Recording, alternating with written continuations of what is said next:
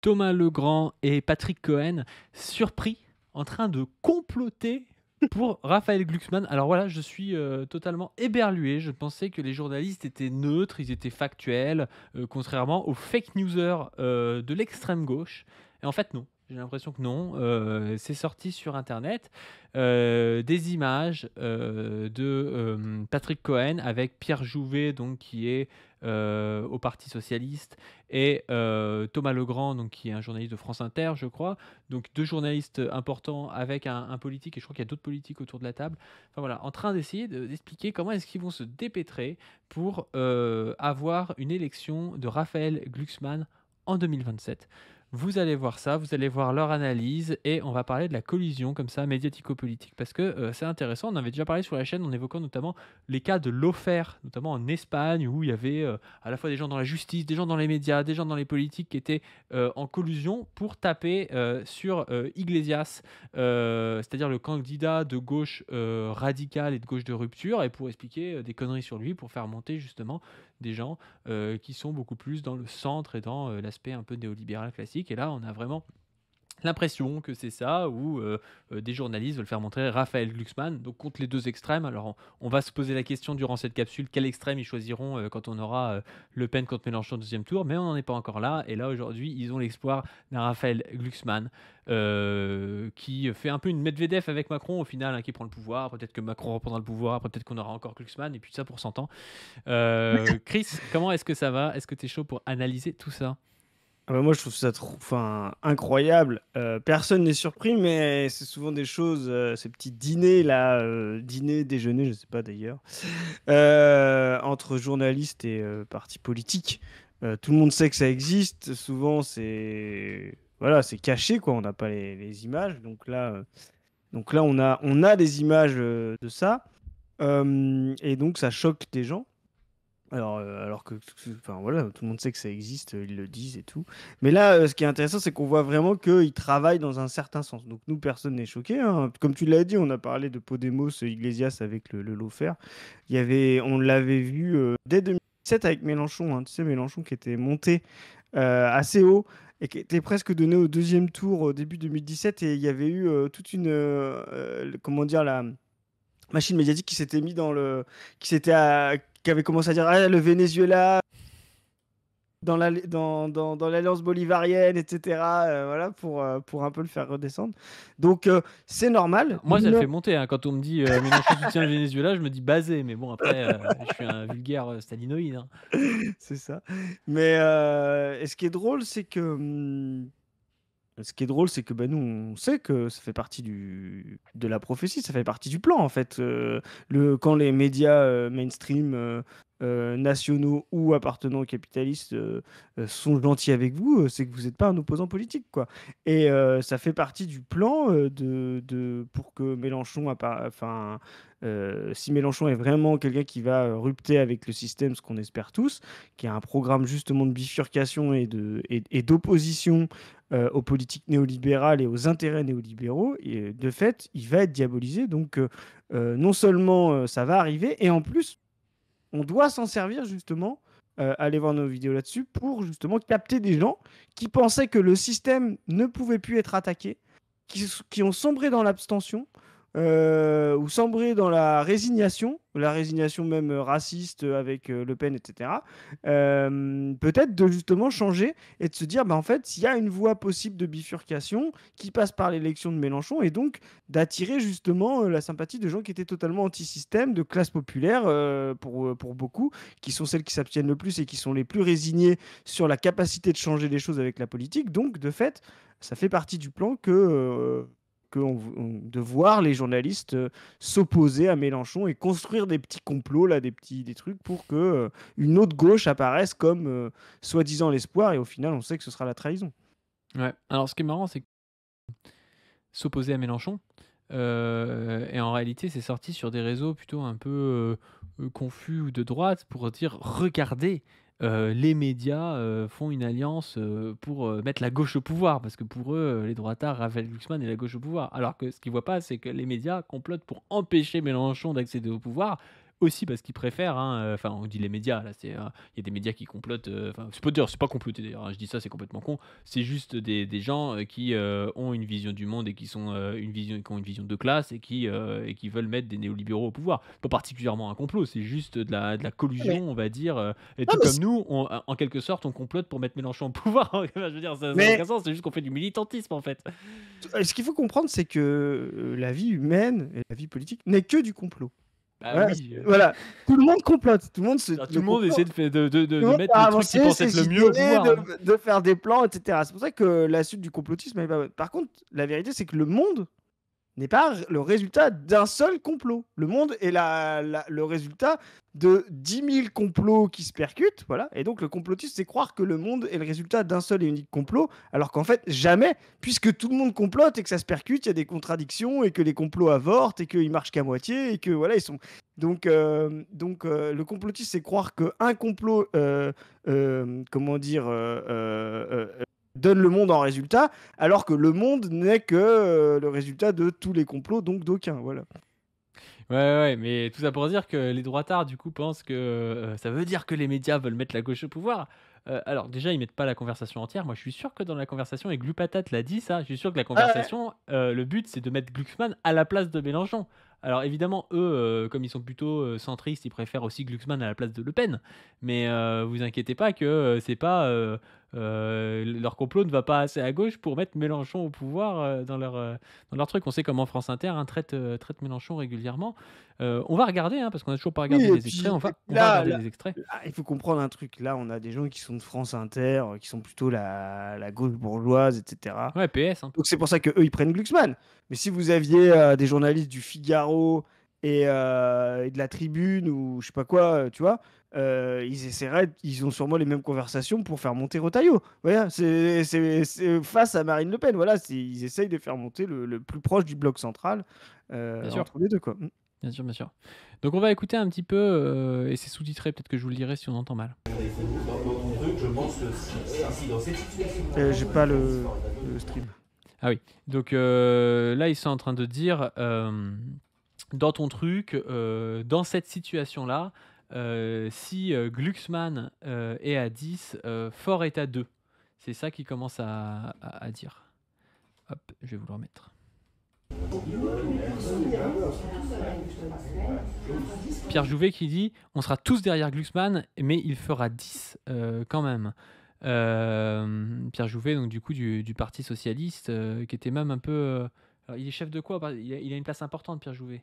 Et il est directeur général ou quelque chose comme ça. Ouais, il a vraiment un poste, Ouais, un poste important. il est très important. Ouais.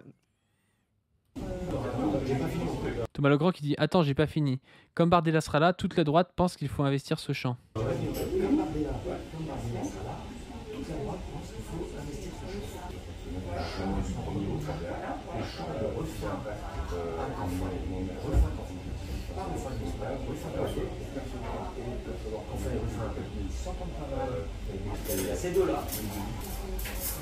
Donc il faut investir dans un champ de Ruffin à Canfin, ça te crée un Glucksmann, quoi. Ils imaginent un truc, donc on comprend bien que c'est anti-mélenchoniste, hein. C'est à partir de la droite de Mélenchon, donc ce qui est à la droite c'est pour Ruffin, jusqu'à Canfin, ils se disent on se centre autour d'un Glucksmann et on va essayer d'aller chercher le second tour, quoi. Ouais, c'est ça.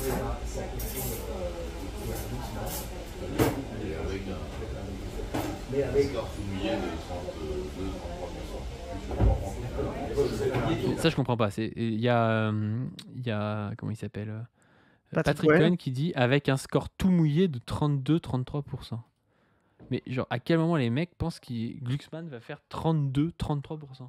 Enfin, genre, il sort d'où? Genre, Glucksmann, après 15 ans de néolibéralisme par des gars qui viennent du PS, c'est-à-dire à la fois Hollande puis Macron, même si Macron s'est droitisé et tout ça, il vient aussi du PS, Glucksmann propose la même chose, et il va faire plus que Hollande en 2012.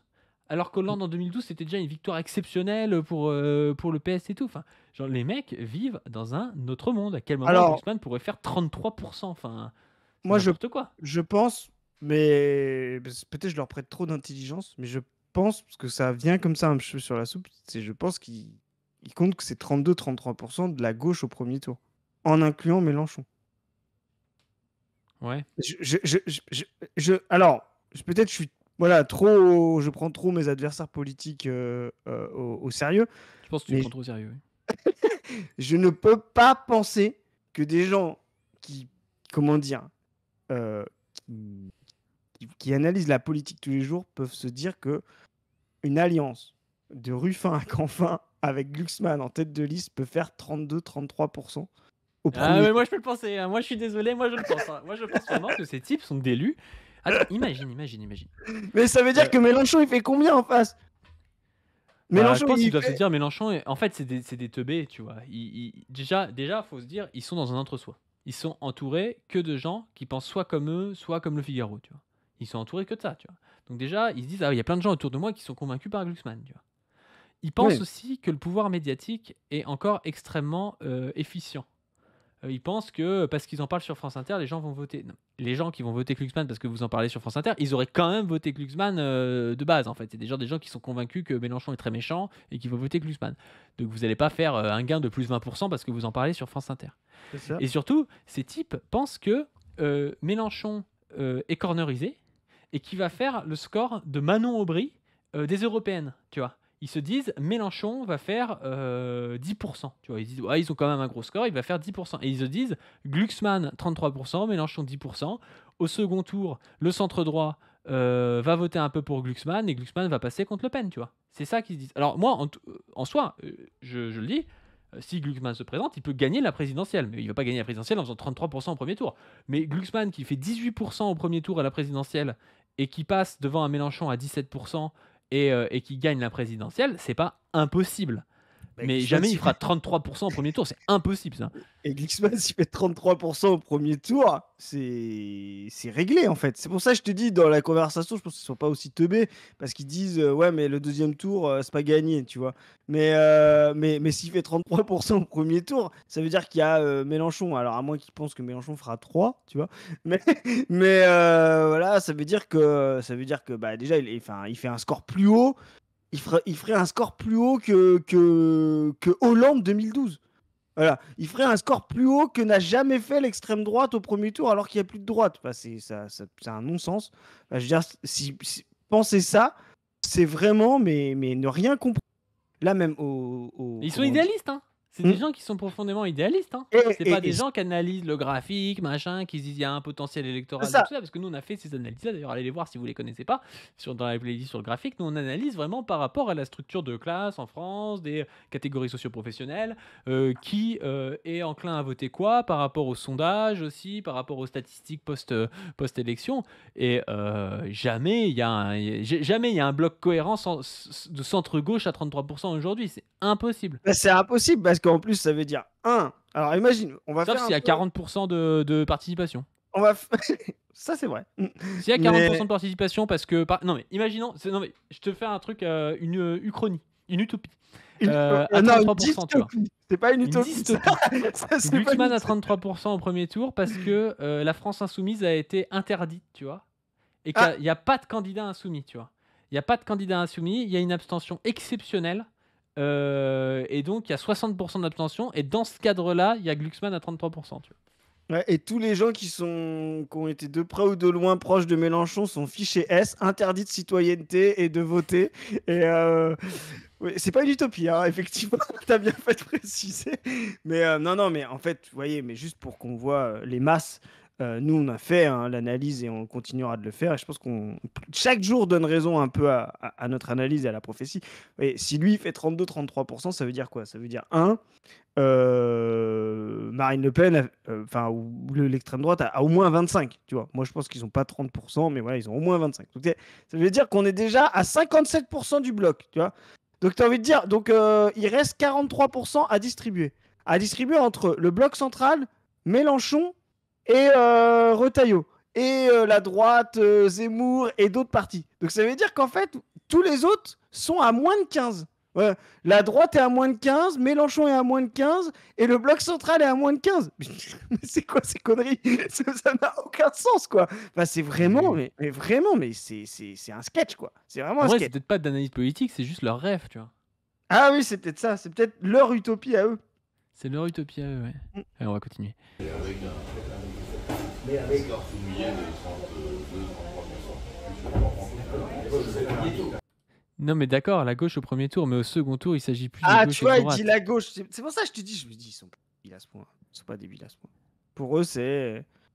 Pour eux, Non, mais là.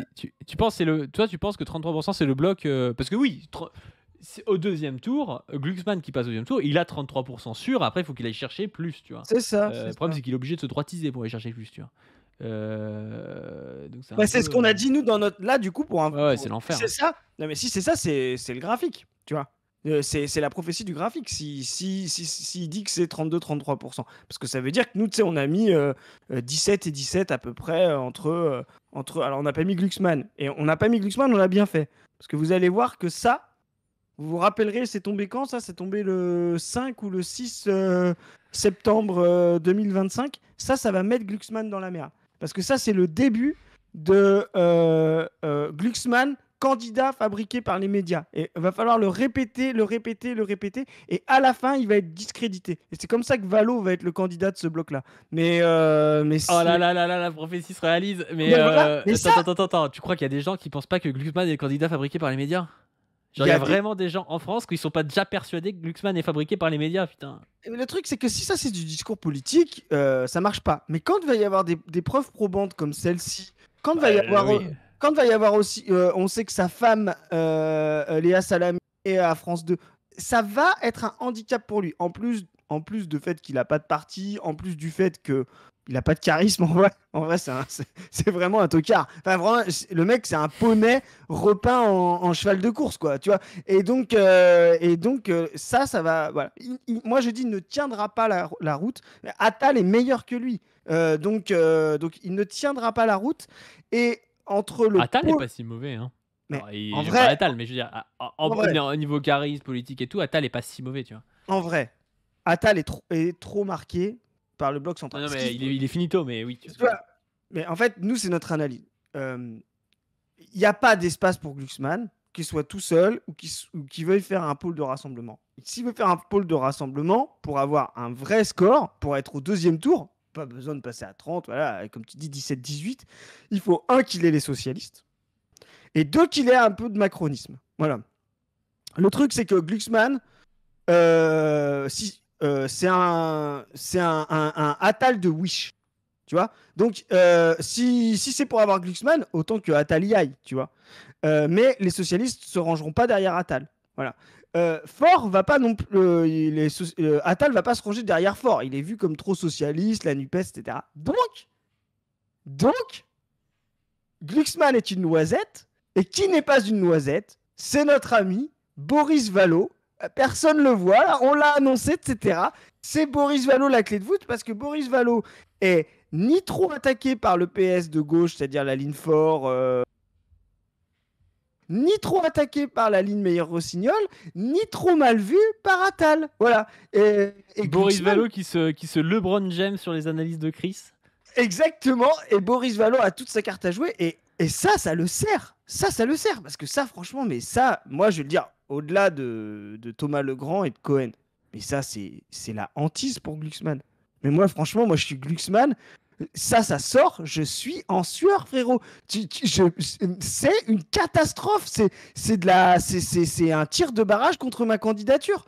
Oui, c'est vraiment la sueur. Hein. C'est vraiment la sueur. Alors qu'en vrai de vrai, je suis peut-être d'élu, mais c'est évident qu'il y a des trucs comme ça, tu vois. Moi, ça me fait penser à l'affaire des fiches du POI, quand on dit il y a des mecs qui fichent il y a toujours eu des mecs qui fichaient des gars dans des partis politiques, tu vois. Genre, alors oui, quand tu te fais griller, c'est un peu cringe, mais je veux dire, c'est pas nouveau que les gars qui sont des anciens et tout du parti gardent tes fiches en disant ouais, lui. Il y a des bases, ce qu'on dit. Tout le monde le sait, tout le monde le fait, personne le dit. C'est ça la règle. Tu vois, c'est évident qu'il y a des dîners comme ça avec des mecs qui disent ouais, on va faire monter Zemmour, on va faire monter. Ouais, vous pensez quoi? Vous pensez que les dîners où t'as Bolloré qui reçoit Bardella et tout, ils parlent pas de comment est-ce qu'on fait monter les candidatures et tout? C'est évident, tu vois. Zemmour, typiquement, Zemmour, quand il est monté, les nombres de dîners avec des journalistes pour faire monter Zemmour, notamment au Figaro, Valeurs Actuelles. Alors à l'époque, le JDD, c'était pas Bolloré, mais on le sait, ça, enfin, c'est la base. Mais là, on voit, en plus, c'est le service public, c'est France Inter. C'est vraiment, tu sais, France Inter. C'est ça aussi qui est crédible, c'est que c'est le service public. Ouais, on a fait, tu vois, les autres se targuent un peu plus d'être des journalistes d'opinion, puis personne n'a trop de voilà. Mais France Inter, ils se targuent d'être le service public. Tu sais, nous on a fait une émission pour critiquer avec Zoé là, on a critiqué un peu comment elle s'appelle, Salomé Saké, voilà, qui est très là-dedans. Attention, nous on est dans la neutralité, l'objectivité. L'extrême droite nous attaque justement pour ça, parce qu'ils nous traitent de gauche, parce que voilà. Là, voilà, c'est sous vos yeux, ces gens-là ont un agenda politique. Voilà, voilà, c'est une évidence. Et leur agenda politique, c'est effectivement, et ça je pense qu'ils sont sincères, c'est des gens qui ont peur de l'extrême droite. Voilà, c'est les barragistes, là, tu vois, c'est des gens qui ont peur de l'extrême droite, qui font des alertes noisettes toutes les 5 minutes. Ah, mais il faut se réunir pour pas battre l'extrême droite, tu vois. Moi, je crois plus du tout à ça. Et donc, et qu'on peur aussi de l'extrême gauche, c'est le bloc central, bourgeois, bloc bourgeois, qui se croit encore progressiste, mais en fait qui a validé toutes les pires réformes néolibérales de tous les temps. C'est France Inter, le service public. Bah, voyez ça, allez voir, bah, d'ailleurs sur France Inter, etc. Mais dès les années 80, il y a eu une émission qui s'appelait Vive la crise avec Yves Montand sur le service public pour juste et dans Libération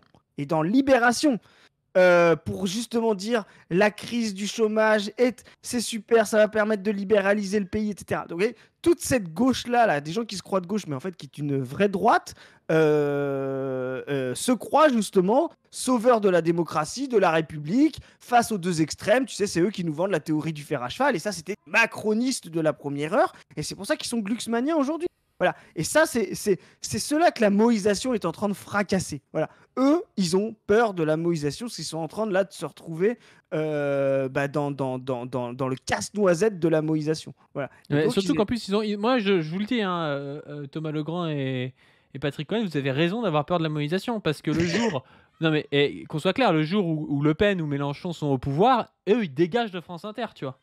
C'est sûr. Ils dégagent du service public et ils ont raison, et ils vont perdre leur boulot, tu vois. Alors peut-être qu'ils vont aller dans un boulot dans le privé qui sera tout aussi bien payé, mais ils seront pas dans le service public, et on peut l'espérer. Alors tu me diras, je préfère peut-être qu'ils soient dans le service public plutôt que d'avoir des soldats de Marine Le Pen, mais si Jean-Luc place ses hommes dans le service public, moi ça ne me gêne pas, hein. Je dirais que c'est des gens très objectifs en tout cas, quoi. Mais ce que tu dis, c'est vrai, ils dégageront pour le meilleur ou pour le pire. Alors nous, ce qu'on préfère, c'est que si c'est pour le pire, bah, autant les avoir. En plus, ils nous font rire et on les aime bien, tu vois. Mais nous, on préférait qu'ils dégagent pour le meilleur. Voilà, c'est pour que, enfin, ce soit les travailleurs de l'information qui puissent gérer l'information plutôt que ces gens-là, quoi. Mais alors la vraie question, c'est dans le cadre où leur plan ne marche pas et où il y a Marine Le Pen contre Jean-Luc Mélenchon au second tour, qu'est-ce qu'ils font ces gens-là? Parce que je pense que les gens qui votent Glucksmann, il y en a qui vont s'abstenir, il y en a qui voteront Mélenchon. Alors je pense peut-être quand même plus que Le Pen, tu vois. Mais par contre, dans les éditorialistes, c'est-à-dire que les gens qui ont un rapport de classe un peu différent et peut-être un rapport aussi de race un peu différent aussi, je pense qu'il y en a quand même beaucoup qui voteront peut-être Marine Le Pen pour sauver la République face à l'islamo-gauchisme. Et je sais pas, toi, qu'est-ce que t'en penses par rapport à ça? Bah, moi, je pense qu'ils seront. Bah, tu sais, nous, on a fait la prophétie, voilà. Enfin, on a exprimé la prophétie, c'est pas nous qui la créons, mais moi, je pense qu'ils finiront par voter Mélenchon, mais on va dire en se bouchant le nez. Ne serait-ce aussi que parce que ils peuvent espérer obtenir de Mélenchon, tu sais quand même que pour gagner le second tour, il fasse un accord après les législatives avec les autres partis de gauche, etc. Oui, Et c'est sûr. donc peser dans le Puis truc. Mélenchon, il leur jouera comme ça, je pense, tu vois. Il Alors leur que, dira, ouais, vous inquiétez pas. Mélenchon, on le connaît, c'est un filou. Entre voilà, les deux tours, je pense qu'il va devenir un petit peu, voilà. voilà. Il aura intérêt à faire ça. Alors que, parce que je te dis, eux, c'est quand même l'aile gauche du bloc central, du bloc bourgeois, voilà. Alors que avec Marine Le Pen, ces gens-là n'ont rien à espérer en fait pour leur carrière, pour leur avenir, pour leur salaire, voilà. Donc je te dis, c'est l'inverse des gens qui se disent républicains aujourd'hui et qui seraient plutôt sur TF1, tu vois. Ou sur Canal+. Tu te dis, ces gens-là qui sont, tu vois, dans le groupe TF1, alors TF1, il y a des trucs plus à gauche, mais dans des journaux plutôt de droite, de centre droit, eux, qui se disent anti-extrême droite, bah là, ils seront plus attirés vers l'extrême droite parce que là, ils pourraient obtenir des choses de l'extrême droite qu'ils ne pourront pas obtenir de Mélenchon. Voilà. Et eux, ils sont plutôt dans l'inverse, quoi. Voilà. Ouais, bah, Et c'est la moïsation, hein, c'est qu'ils vont devenir dépendants du centre, du barycentre de la gauche qui va être exactement. Mélenchon. Mais autant leur électorat, je pense que le graphique est une science dure, autant individuellement, ces mecs-là, j'ai aucune confiance en eux, tu vois. Ah oui, oui, ça c'est possible qu'ils s'inventent des stratégies à 3 coups en disant, «On vote Marine Le Pen» et puis enfin, eux, ils seront prêts à tout, hein, pour pouvoir se sauver donc faut se méfier. Mais je pense qu'ils ne pourront pas appeler, à voter Marine Le Pen. Et Ah bah non, non, non, non. même un Nini il serait grillé définitivement, donc pour moi, ils seront, tu vois, comme ces gens-là, Putain, par quel exemple. plaisir de voir Patrick Cohen appeler à voter Mélenchon, t'imagines ce Ah truc-là? oui, Oh là mais là, nous on fera des capsules, on va être Patrick Cohen appelle à non, mais voter Mélenchon. Oh là c'est là. ça, c'est ça, c'est ça. Mais en fait, ils seront coincés, en fait, comme la NUPES et le NFP, tu sais. Ils auront Ouais, la mais ils main sont proches coin. printemps républicain. On rappelle que Antoven a dit qu'il voterait Le Pen, tu vois, contre Mélenchon quand même. Mais Antoven est plus à Mais droite qu'eux quand même. c'est ça. Mais ce sera très intéressant. Je te dis, ils vont se boucher le nez. Mais je pense. Ils vont se battre entre eux, hein. Ouais, ils vont se battre entre eux, effectivement, et je pense qu'à la fin, certains seront la main clouée. Comme tu vois, on les a très très peu, par exemple, entendus attaquer le NFP ou la NUPES. Alors qu'ils Oui. détestent Mélenchon, et surtout la NUPES en 2022. Le NFP, c'était un peu différent. Mais la NUPES en 2022, tu vois, ils étaient un peu coincés. Parce que c'était sous l'égide de Mélenchon, donc c'est un peu. Mais en même temps, comme les autres partis de gauche y étaient, ils pouvaient pas arriver en disant faut surtout pas s'allier, faut surtout pas faire un bloc Bah contre oui. l'extrême droite. Donc là, ils auront un peu la main coincée, pareil. Enthoven est beaucoup plus à droite qu'eux, c'est pas le service public, c'est plus indépendant. Donc lui, il est capable effectivement d'appeler à voter Marine Le Pen. Après, est-ce que vraiment ces gens-là est-ce qu'ils ont vraiment tant de pouvoir que ça? Est-ce que les gens, parce qu'il y a Antoven qui appelle à voter, moi je sais pas, je pense que c'est pas des gens qu'on côtoie, tu vois, mais Non. euh, Ils ont qui choisit son vote par rapport à ce qu'a dit Patrick Cohen sur France Inter, tu vois, enfin. personne. En fait, c'est plutôt l'inverse. C'est que Patrick Cohen, les gens croient que ces gens-là ont du pouvoir, alors qu'en fait, ils ne sont que l'expression du rapport de pouvoir. En fait, Oui, oui, c'est ça. ils pensent juste comme la matérialité d'une classe sociale à laquelle ils appartiennent et qu'ils côtoient, etc. Et effectivement, des gens qui veulent une gauche sans Mélenchon, bah c'est en haut à droite du graphique, c'est tout un tas de gens qui ont du confort, qui se disent quand même que le pays va pas très bien et que Macron a pas résolu, qu'ils ont tous été macronistes, Macron a pas résolu les problèmes en 2017 et ensuite, que en 2022 il y avait quand même pas mieux et que la droite c'était pas possible parce que Pécresse était trop naze. Et ils ont encore, c'est le seul truc qui leur reste, parce qu'ils ont renié tout ce qui était possible sur la redistribution sociale, le partage de la valeur, le respect des classes populaires, l'antiracisme. Donc il leur reste qu'un truc, c'est la pseudo-médaille antifasciste de se battre contre l'extrême droite. Voilà, c'est-à-dire ils fabriquent l'extrême droite chaque jour par leur politique. Et en plus, ils s'arrogent le capital symbolique de pouvoir lutter contre, quoi. Voilà, c'est le seul truc qui leur reste. Et Macron a gagné 2 seconds tours là-dessus, en disant mais si vous votez pas pour moi, vous allez voter pour pire, vous allez voter pour Marine Le Pen. C'est la stratégie de ce bloc central, c'est toujours d'affronter l'extrême droite en face. Comme ça, ils peuvent s'arroger le capital symbolique de sauveur de la République, antifasciste, etc. Alors que ce ne sont pas des barrages, ce sont des marchepieds. Chaque jour, un peu plus, ils préparent l'extrême droite au pouvoir, ces gens-là. Et chaque jour, ils viennent sur leur thème. Voilà. Donc, ne vous faites pas avoir, ce ne sont pas des barrages, ce sont des écluses. Effectivement, vous avez l'impression que l'extrême droite s'arrête un petit peu ralenti quand vous le voyez, mais en fait, c'est juste qu'il est en train d'écluser et il va finir par passer. Et la seule voie, comment dire, le seul vrai barrage à l'extrême droite, c'est une réponse à la hauteur de l'extrême droite, une réponse critique, violemment oppositionnelle, encore plus oppositionnelle que l'extrême droite, à la dégradation du mode de production, à sa crise et à une bifurcation collective, égalitaire, progressiste, extrêmement forte et offensive. Voilà. Ouais, ouais, mais tu vois, c'est intéressant ce que tu dis quand tu dis, ils sont, en fait, c'est pas eux qui créent l'idéologie, c'est parce qu'il y a déjà des classes qui croient déjà à l'idéologie qu'ils portent Ouais, que, ben, eux, ils blablatent et il y a des gens qui les écoutent et tu sais, c'est un peu ce que dit, Trần Tao quand il écrit sur l'Indochine et il dit, bah, en fait, on se comprend pas entre Indochinois et Français parce que même quand on parle, en fait, les oppositions idéologiques, en fait, c'est pas des oppositions juste de discours, c'est des oppositions de conditions de vie, de trucs très, très, très matériels, on va dire et donc comme de base, on s'oppose en tant que colons ou colonisés, bah, on peut pas régler ça dans le discours. Et là, c'est un peu pareil, c'est-à-dire que il y a des gens qui appartiennent déjà à des classes sociales qui, du fait de leur confort matériel, souvent de leur blanchité, de leur intégration sociale, eh ben, elles sont contre la radicalité parce que ça fait peur, blablabla. Et après, il y a un type comme Patrick Cohen qui vient leur servir la soupe en disant mais voilà, vous voyez le Venezuela, Jean-Luc Mélenchon et puis Marine Le Pen, l'extrême droite, ça fait très peur et donc du coup, il faut voter Glucksmann.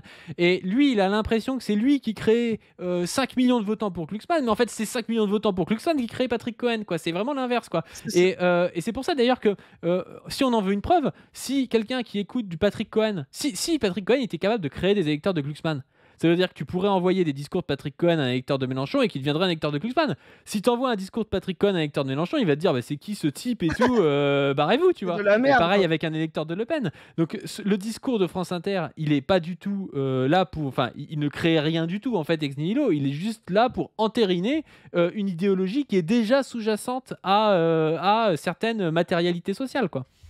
Mais la matérialité des conditions de vie, voilà, c'est créer chez vous des matérialités cognitives, des structures mentales, comme on dit dans le marxisme dialectique, qui vous permettent ou vous empêchent certaines adhésions. Et les structures mentales, c'est comme un langage, tu vois. Si vous avez en face de vous quelqu'un qui parle une langue étrangère, et ben vous allez entendre sa voix, vous voyez, vous allez Tu me fais une entendre passe des... D là, Traducteur, il parle de langage de la vie réelle. Ouais, Il voilà, c'est dit ça. ça crée un langage de la vie, tu sais, un langage sous-jacent qui C'est fait. ça, c'est ça. Mais c'est vraiment un langage. Quand vous voyez, par exemple, vous dites, bah, je vais discuter avec quelqu'un qui est dans un autre pays que je connais pas, etc. Une langue que je connais pas. Vous avez en face de vous une proximité cognitive due à l'espèce humaine, due à l'animalité concrète, etc. Donc vous allez entendre des bruits, vous allez avoir la sensation de quelqu'un qui vous parle, vous savez qui vous parle, vous entendez un bruit, mais vous n'avez pas les structures mentales langagières à l'intérieur de votre cerveau pour comprendre ce qu'il dit. C'est-à-dire pour intégrer ce qu'il est en train de vous dire. Eh bien, mettez-vous dans l'idée que entre des classes sociales, c'est la même chose. C'est-à-dire qu'à un moment donné, il y a des ruptures de classe, des ruptures de position matérielle qui font la même chose. Il y a Même un pas qu'entre des Patrick classes Cohen d'ailleurs, entre des sujets collectifs, entre des sujets pareil pour collectifs, la race ou le genre, hein. voilà, la race ou le genre, que vous dites, et le mec il dit vous, ah mais ce serait bien en fait que vous soyez plus mobile, plus libéraux et que vous ne vous attachiez pas au fait d'avoir 30 ans la même carrière. Ça va marcher pour certains espaces sociaux et qui vont voter Macron, etc. Et puis pour des classes populaires, ça n'a aucun sens. Ça n'a aucun sens. Voilà. Et c'est ça qu'on essaie d'expliquer à des gens qui sont idéalistes. C'est des gens qui considèrent, et ça va de... Moi j'ai fait le débat de Ouais. Chouard Les à... macronistes sont comme ça. Si on réexplique, ça va marcher. Bah, Chouard aussi est comme ça. Si on Voilà, réexplique, tout le monde va être d'accord. Non, si on c'est réexplique, ça. tout le monde ne va pas être d'accord parce que les gens n'occupent pas les mêmes positions sociales et n'ont pas les mêmes structures mentales. Donc Chouard, il peut expliquer autant qu'il veut à un type qui est nazi qu'il faut pas être nazi et que c'est pas bien d'être raciste. Ça marchera jamais en fait, tu vois. C'est Enfin, ça, c'est ça. c'est dans des confrontations beaucoup plus concrètes en fait que tu peux C'est ça. dépositionner les gens, tu vois. Et en fait, Chouard et d'autres là qu'on a sur notre gauche, des zététiciens, en fait, ont la même vision du monde. Ils Les considèrent que zététiciens sont sur ta gauche. il y en a qui sont sur notre gauche, mais je les citerai Ah, pas. sur ta gauche, tu veux dire qu'ils sont sur ton dos, quoi. Ouais, voilà, c'est ça. J'avais compris qu'ils étaient sur ta gauche Mais idéologiquement. Je comprenais pas. non, non, non, non, non, non, sur mes côtes, voilà, mais qui se croient de gauche, voilà, tu vois, qui se pensent même à gauche de Chouard. En fait, ils ont la même vision du monde. Ils considèrent qu'il y a une idée rationnelle, voilà, idée adéquate, comme dirait Spinoza, objectivement, qu'il faut trouver, voilà. Mais c'est pour ça qu'on critique un Spinoza, hein, c'est ce même rapport-là, qui n'est pas une activité concrète, comment dire, hermétique à d'autres, dialectique, voilà, et que en fait, il faut la trouver par la puissance de la connaissance, par le raisonnement, par la rationalité, par l'argumentation, et qu'en fait, on peut convaincre des gens, etc., en discutant. Et tout ça, ce sont des conneries. À un moment donné, si vous voulez changer comment dire, la vision du monde des gens, il faut changer leurs conditions matérielles. Ça, c'est à l'espace des classes. Voilà, il faut faire disparaître ou apparaître des nouvelles classes, des nouveaux sujets collectifs.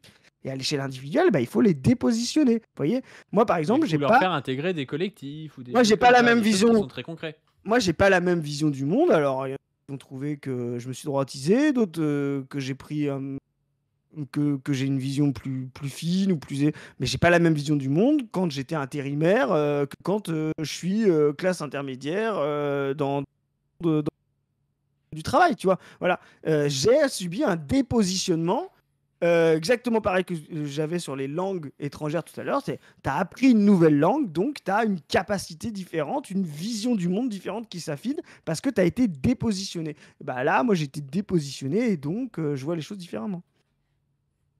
Allez, on reprend.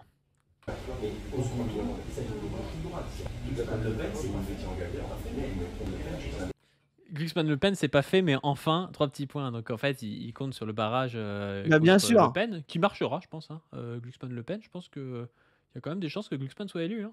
Parce que les gens de gauche, ils votent quand même pour. Ils font beaucoup le barrage. Glucksmann, il est au moins aussi à droite que Macron 2017. Il peut avoir les résidus de la droite qui, en plus de ça, c'est très bien que, je veux dire, Retailleau, si Marine Le Pen est élue, il est fini, quoi. Il est fini. Le LR et les Républicains sont finis si Marine Le Pen est élue.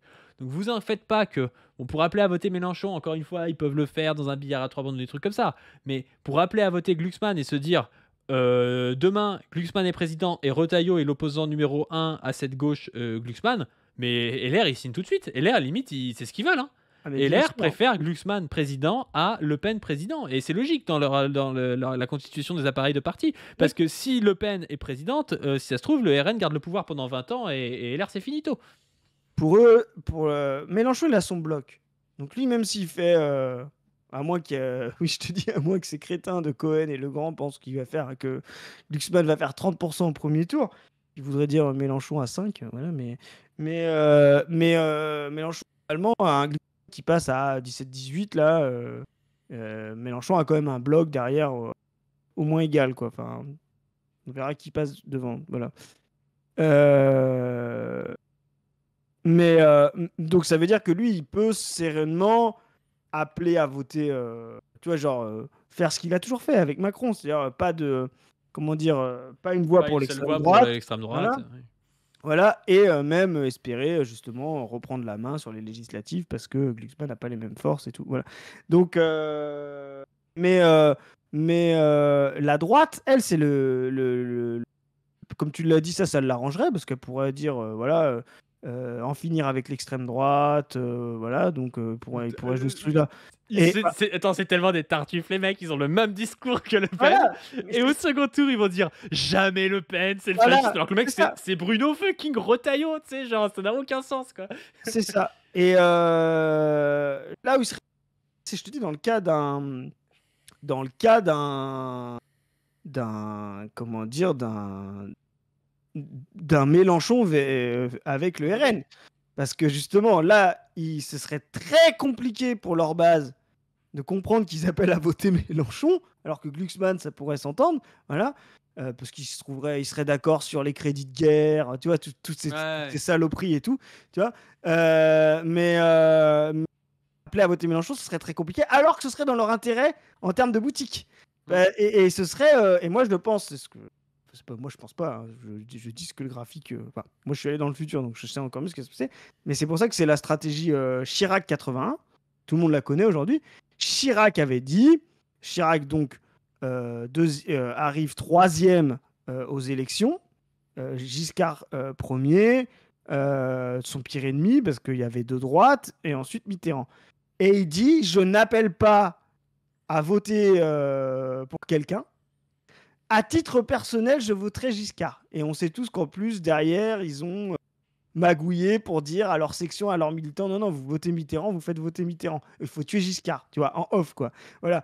Et moi, je pense que Retailleau, s'il est malin, il devra faire pareil. Il dira, à titre personnel, je vote Marine Le Pen, mais chacun vote en son âme et conscience, et que l'appareil républicain devra faire élire Mélenchon pour justement tuer définitivement Le Pen, et que eux apparaissent comme la droite oppositionnel à Mélenchon. Voilà. Donc c'est comme ça que Mélenchon va gagner.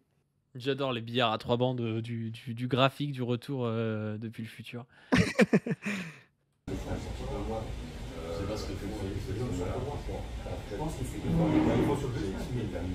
Je ne sais pas ce que fait le centre droit, je pense qu'ils vont sur Glucksmann. Alors le centre droit, il va sur Glucksmann, étant donné que Glucksmann est quasiment de centre droit, évidemment que le centre droit, il va quand même massivement sur Glucksmann dans un cadre de Glucksmann-Mélenchon. Les mecs sont complètement... En fait, même ils comprennent rien en termes de classe, c'est les mêmes classes qui votent Glucksmann Ah et bah oui. Horizon. Enfin, je veux dire, évidemment que quand Bayrou et Macron vont dire on appelle à voter Glucksmann, le centre droit va appeler à voter Glucksmann, tu vois. Enfin, C'est ce que mais on va refaire. Retailleau, c'est pas dit, mais tu vois, Philippe, c'est évident, je trouve. Mais on va refaire la pédagogie sur le graphique. C'est ce que le graphique nous explique. Et c'est pour ça, moi, que c'est un excellent outil. C'est pas, voilà, c'est que ça vous montre que dans des espaces de classe, il y a des clivages idéologiques. C'est pas le mécanisme de vous êtes en haut à droite, donc vous êtes de droite. Vous êtes en bas à gauche, donc vous êtes de gauche. Non, qu'est-ce qu'on voit? En bas à gauche, on voit Le Pen, Mélenchon, l'abstention. En haut à droite, on voit de la gauche Roussel, de la droite Zemmour, de l'extrême droite Zemmour et de la droite Macron ou de la droite Glucksmann, etc. Qu'est-ce que ça nous dit?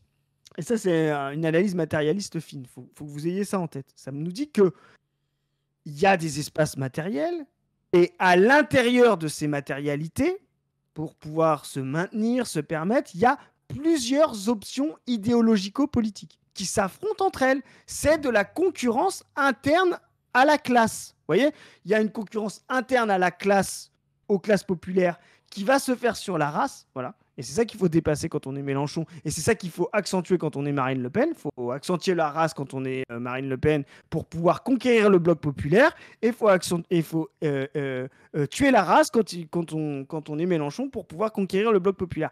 De l'autre côté, il y a d'autres clivages idéologiques sur la démocratie, sur la place de la... sur l'atlantisme, sur la guerre, sur... Tu vois. Et donc, c'est ça que ça nous dit. C'est pas vous êtes en haut à droite, vous êtes riche, donc vous votez à droite, donc, et vous êtes en bas à gauche. Non, c'est quelles sont les options politiques qui s'affrontent, quels sont les trucs concurrentiels. Et c'est pour ça que tu disais tout à l'heure, j'aime bien les coups de billard à 3 bandes, c'est ça qu'il faut que vous compreniez. À la fin, quand vous êtes d'accord sur tout, ou surtout d'accord, comme Retailleau et Le Pen, c'est la boutique qui prime. Ça veut dire que il faut pas être idéaliste dans l'autre sens. C'est pas parce que Retailleau il a les idées les plus proches de Marine Le Pen, qui va, de manière idéaliste, voter pour Marine Le Pen. Non, parce qu'à la fin, Marine Le Pen va empêcher ses intérêts matériels premiers de boutiquier, de responsable et de potentiel président ou je sais pas quoi. Voilà.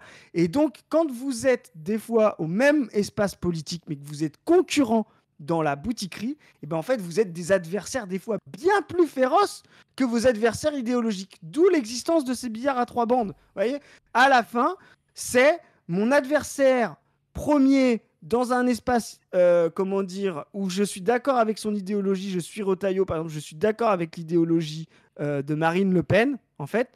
Ils vont se retrouver très éloignés sur le graphique, parce qu'ils ne sont pas dans les mêmes espaces matériels, vous voyez, alors qu'ils sont très proches idéologiquement, ils vont porter les mêmes choses. Mais le fait de les voir très éloignés dans le graphique, vous savez qu'il y aura une bataille monstrueuse de boutiques entre les deux. Et que justement, c'est pour ça qu'un Retailleau va peut-être avoir l'intérêt de faire élire un Glucksmann, faire élire un Mélenchon pour tuer son adversaire. Et donc le graphique, il vous montre tout ça. Il vous montre une vision fine justement de l'espace politique où c'est pas simplement comme des mauvais marxistes pourraient penser vous êtes riche, vous êtes de droite, vous êtes pauvre, vous êtes de gauche. Non, ça vous montre une distribution des potentialités, des débouchés politiques, des problèmes concrets de classe. Voilà, il y a un problème concret de classe, voilà, la paupérisation, la désindustrialisation pour les populaires, qui trouve des réponses idéologiques totalement opposées. Et donc, il y a un clivage, et il faut trouver là où se fait le clivage. Il y a un clivage sur la race, sur le racisme, sur la façon dont on organise la société, égalité ou racisme.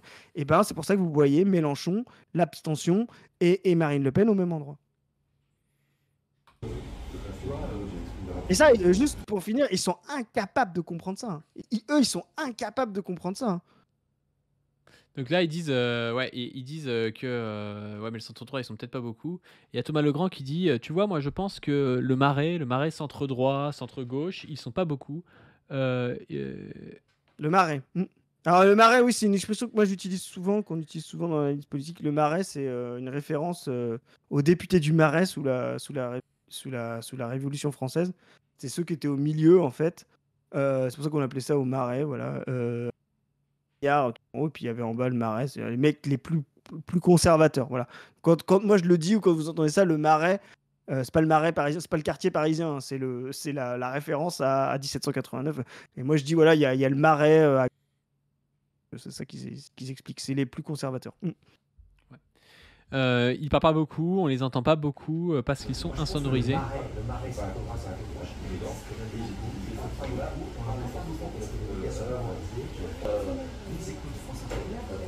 Mais ils écoutent France Inter. Ils écoutent France Inter, ils écoutent en masse, tu vois. Et donc le marais. Les gars sont persuadés que le marais va changer parce que France Inter va dire des trucs, c'est ouf. Et le marais centre-droit, centre-gauche, oui, c'est des gens qui peuvent se retrouver, qui sont beaucoup retrouvés chez Macron, qui peuvent se retrouver chez Attal, chez Édouard Philippe, chez Glucksmann, chez Xavier Bertrand, chez Valérie Pécresse. Vous voyez, Bien sûr, bien sûr. Tu vois, c'est tout ça le marais. Vous voyez, c'est des gens, ils se disent, mais moi tu sais, c'est des gens qui viennent te voir et disent, moi j'ai toujours été de gauche. Oui, Mais vraiment, quand j'entends parler Xavier Bertrand, vraiment, moi, ça me convainc. Tu vois, c'est des gens, ils te disent ça, tu vois. Mais il y a personne qui te dit. C'est des gens, déjà, ils sont obligés de dire s'ils sont de gauche ou de droite parce qu'en Voilà. fait, ils pensent plus ou moins pareil que le centre-gauche ou le centre-droit, tu vois. C'est ça. Et ça, c'est le marais. Et ce marais, ben, nous, on l'a dit, ce marais, il pèse que dalle, quoi. Il pèse 10-15%. Et c'est le seul, comment dire, c'est la seule voie matérielle de 10-15% pour que Glucksmann fasse un vrai score, quoi. Tu vois, c'est un score autour.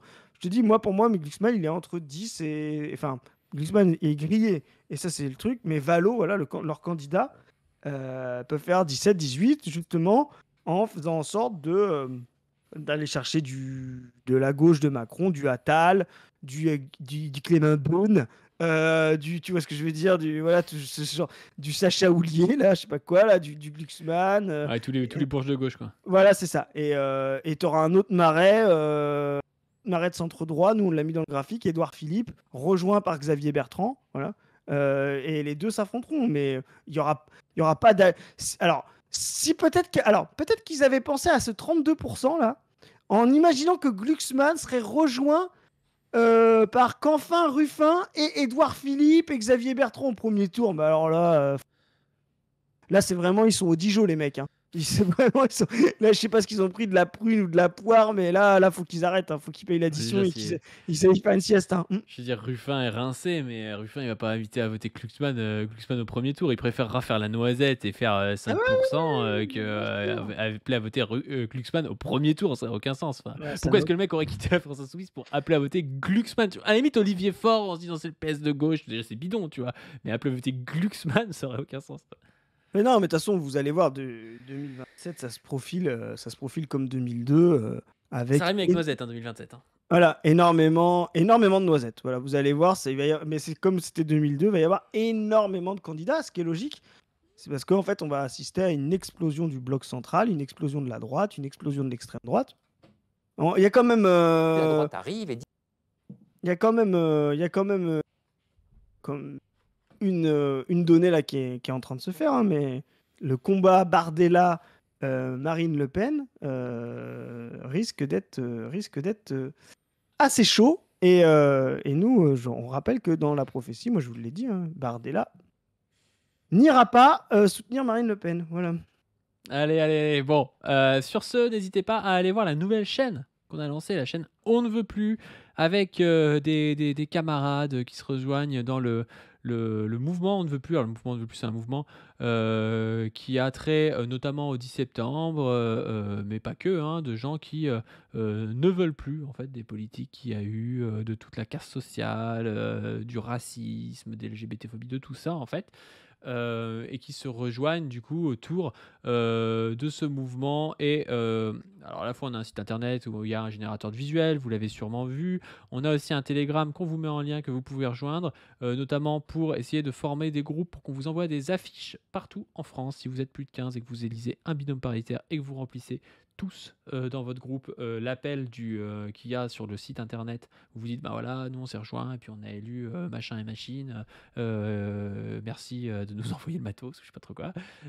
Vous dites à quelle date était votre AG ou un truc comme ça. On pousse à l'organisation concrète des choses, voilà. Exactement, on pousse les gens à faire de la politique. Et puis en plus, on leur fournit des moyens de faire de la politique. Et on a lancé cette chaîne YouTube, du coup, On ne veut plus, sur laquelle vous allez avoir des nouveaux intervenants qui sont Lola et Jem. Jem, vous le connaissez un petit peu parce qu'il est déjà passé sur cette chaîne. C'est un des porte-parole de la Jeune Garde. Et puis Lola, qui est ici, c'est une militante communiste. C'est qui la fille au milieu? Alors, la fille au milieu, c'est la Queen Dr Zoé, la chef de l'assaut. Et donc, du coup, il y a eu... T'as vu, on n'a pas fait exprès, mais on est en militarisation de la politique là. T'as vu, ils sont tous en Ouais, c'est vrai kaki, qu'ils là. sont tous en militaire un petit peu. Ouais. Mais ça, c'est le truc de la Jeune Garde un peu. C'est le truc de James. Ça. Il a dû dire à tout le monde, ouais, quand même, faut faire gaffe. Même la chef là, elle a mis une robe kaki quoi. Ouais. Bon, on vous dit ça pourquoi? On vous dit ça pour que vous alliez voir la vidéo qui est sortie, qui est la rediffusion de notre table ronde qu'on a organisée avec On ne veut plus à la Grande Brasserie de Lille. Table ronde avec Manuel Bompard, Dr Zoé, Sarah Rami, donc qui est coordinatrice pour On ne veut plus et qui est aussi porte-parole d'une nouvelle organe de jeunesse qui s'appelle la Jeunesse communiste, qui est issue des différents départs du MJCF pour les gens qui en avaient marre en fait du roussellisme, de l'arrivisme, de la bureaucratisation du MJCF et puis aussi de pas dire les termes sur l'islamophobie et des trucs comme ça. Donc ils ont formé avec d'autres notamment la JC Loire, notamment les Bouches-du-Rhône et puis d'autres. Ils ont formé une JC nationale sur une ligne de rupture, une ligne marxiste-léniniste. Et donc, Sarah intervient dans cette table ronde.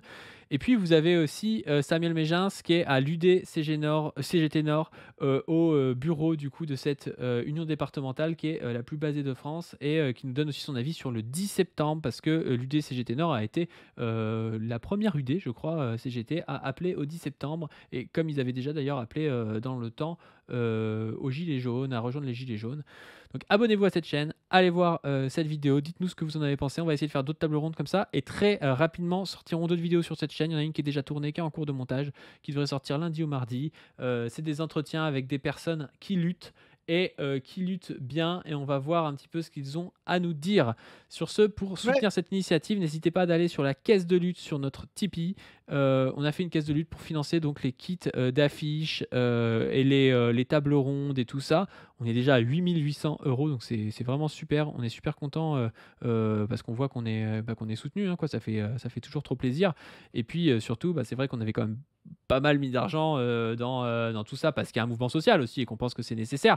Et là, ça nous permet quand même de relever la tête, de se dire bon, bah voilà, on a mis de l'argent, mais on en récupère aussi au moins une partie et de pouvoir réinvestir dans de nouveaux kits militants, dans des tables rondes, dans des trucs comme ça. Enfin voilà, de voir à plus long terme. Donc c'est vraiment super si vous pouvez continuer à nous aider sur cette cagnotte. Et puis pour ceux qui ont déjà donné, vraiment, merci beaucoup. Vous gérez de fou, quoi.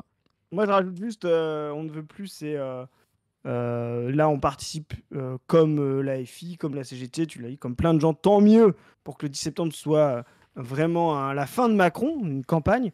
Mais c'est aussi, on en a beaucoup parlé, donc là, on le démontre. On a montré que, voilà, nous, notre asso, le but à la fin, c'est d'être sur le terrain et de transformer concrètement la société. Donc, on ne veut plus, c'est quelque chose qui devrait, alors, à moins qu'on gagne tout de suite, hein, mais qui devrait aussi durer. Là, on fait la campagne du 10 septembre. Demain, si grâce aux forces qu'on est en train de constituer, si demain il y a une campagne à faire sur les retraites, sur un autre projet de loi immonde, sur l'islamophobie, sur le etc., on utilisera nos forces pour pouvoir justement faire d'autres campagnes. Donc on ne veut plus, c'est pas simplement on ne veut plus de Bayrou, on ne veut plus de Macron, c'est on ne veut plus d'un système général qu'il va falloir transformer. Donc on se remonte les manches et on y participe. Voilà. Donc habituez-vous, allez voir la chaîne, participez, rejoignez-nous parce qu'on va en avoir besoin et c'est comme ça qu'on va finir par transformer profondément la société. Ouais, rejoignez la boucle Telegram générale et aussi, d'ailleurs, je rajoute une annonce que j'ai déjà annoncée dans la dernière vidéo, mais vous avez peut-être raté. On fait aussi une boucle Telegram et puis un peu du réseau en fait de gens qui ont des capacités dans l'audiovisuel, notamment pour aller filmer à des endroits quand il y a une grève, quand il y a un truc et tout, ou pour aider à faire du montage ou des trucs comme ça. Donc n'hésitez pas si vous avez ce genre de capacité et que vous voulez bien aider, alors une fois de temps en temps, hein, c'est pas tout le temps quoi. N'hésitez pas à aller sur le site, à remplir l'appel en disant ce que vous pouvez faire, comme ça on vous aura dans notre banque de contacts, et à rejoindre le Telegram qu'on va vous envoyer par mail ou que je vais mettre aussi en lien en description. Et puis voilà. N'hésitez pas d'ailleurs, si vous recevez les newsletters en spam, à ne pas les mettre en spam. Et sur ce, on vous dit à plus parce que ça fait déjà beaucoup de pubs. Salut Force. C'est la